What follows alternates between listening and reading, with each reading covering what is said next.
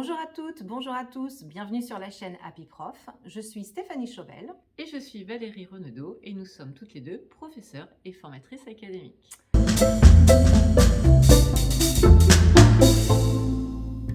Alors aujourd'hui Val, on va continuer un petit peu sur notre série sur les consignes avec l'épisode numéro 4 intitulé « Vers l'explicitation des consignes ». Alors, en effet, quand on conçoit des séances, on doit être soucieux de baliser ces séances par des étapes qui vont rendre explicites les différents moments de cette séance.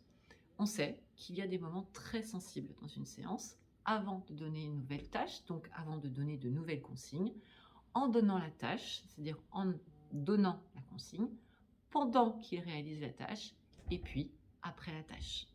Alors, on va s'intéresser déjà au premier moment sensible, c'est-à-dire avant de donner une nouvelle tâche.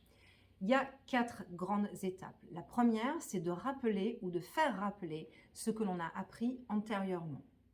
La deuxième étape, c'est de faire énoncer les représentations préalables, c'est-à-dire les savoirs qui sont déjà disponibles. La troisième étape va être d'annoncer que l'on va faire quelque chose de nouveau. Et enfin, la quatrième et dernière étape, ce sera d'annoncer les objets d'apprentissage de ce que l'on va conduire et évidemment s'assurer qu'ils sont compris. Tout à fait, Stéphanie. Donc, au moment de donner une nouvelle consigne, donc d'entrer dans la tâche, on va s'assurer que la consigne est comprise et que le lien entre la tâche et l'objectif est bien perçu de nos élèves et qu'ils y mettent du sens. C'est-à-dire, une consigne explicitée ne suffit pas à mettre les élèves au travail.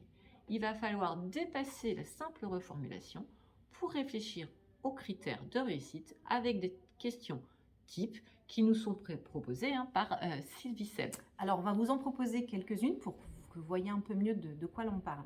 Alors, la première question pourrait être « À quoi ressemblera cet exercice quand vous l'aurez terminé ?» Et on peut, si on le souhaite, envoyer un élève au tableau ou même nous s'y mettre pour avoir un schéma du résultat sous forme vraiment d'un pictogramme, quelque chose qui donne l'allure du résultat. Et qui permet donc une visualisation du résultat en effet. C'est ça. La deuxième question pourrait être « Quelle est la règle du jeu qu'a en tête l'enseignant quand il te propose cette activité ?»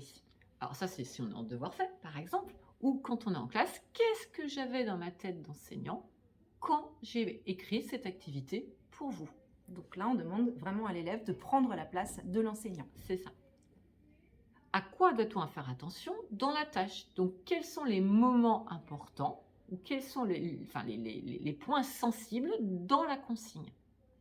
Et une autre question pourrait être « Qu'est-ce qui va te permettre de dire si c'est réussi ou non ?» C'est-à-dire une question tout simplement sur les critères de réussite de la tâche proposée. Énoncée par les élèves. Énoncée par les élèves. Pendant la tâche, on peut, à un moment donné, faire raconter ce qu'ils sont en train de faire, c'est-à-dire proposer une pause intermédiaire et faire un état des lieux collectif avec une question du style « Comment fais-tu pour ?» Ça va favoriser la conscientisation des processus intellectuels et le développement de leurs capacités réflexives, même si on est bien d'accord, tout ceci nécessite des compétences langagières. Voilà, et ça va permettre à ceux qui parfois sont sur le mauvais chemin de rattraper le retard qu'ils pourraient éventuellement avoir pris.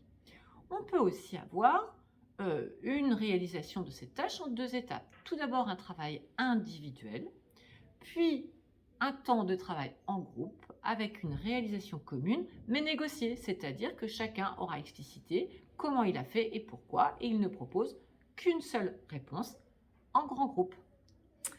Alors, après la tâche, Val? Oui, alors après la tâche, eh bien, il y a un temps de synthèse.